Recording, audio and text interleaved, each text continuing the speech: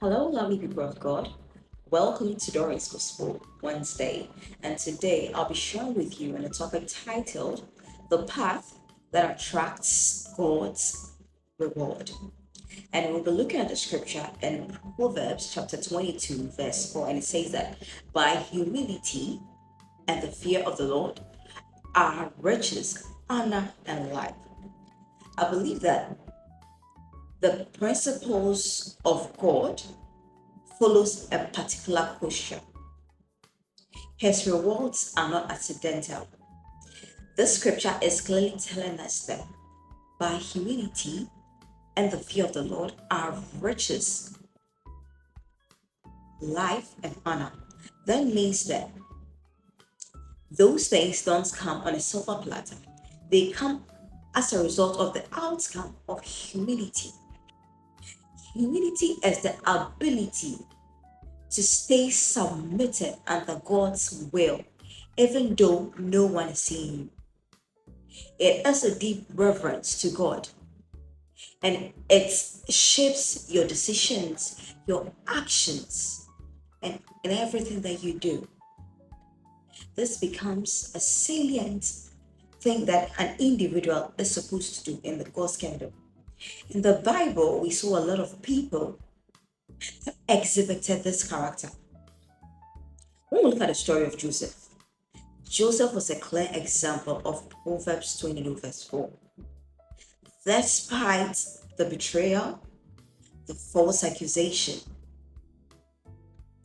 prison, he never despised his God. He feared the Lord. He gave him that reverence. When he was in the pit, he was faithful. When he was at Potiphar's place, he was still faithful. In the palace, he made God the center of everything. That shows the kind of reverence he had for God. He was humble in order to show God's way to other people that had no idea about it. And God showed himself in his life. Look at Moses. The Bible describes him as the meekest man on earth. This man had power, great authority, but he was humble. He feared the Lord. He obeyed the Lord's commandment. And God gave him that wisdom and patience to be able to lead Israel. He gave God that deep reverence that he alone is God. When we look at all these things, we see that humility pays off. Humility, I said what? Pays off. Look at the story of David. David was lucky to know the will of God very early. That even he did not even lift a hand on Saul, even though Saul wanted to harm him.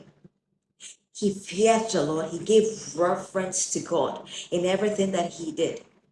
And we saw that David became one of God's favorites, a man after God's own heart. That is what humility does.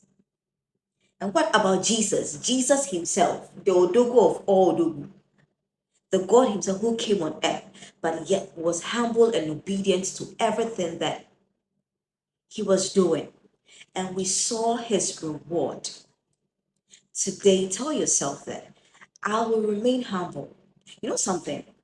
Pride may seek recognition, but then again, humility attracts God. So, in everything that you do, try and be humble.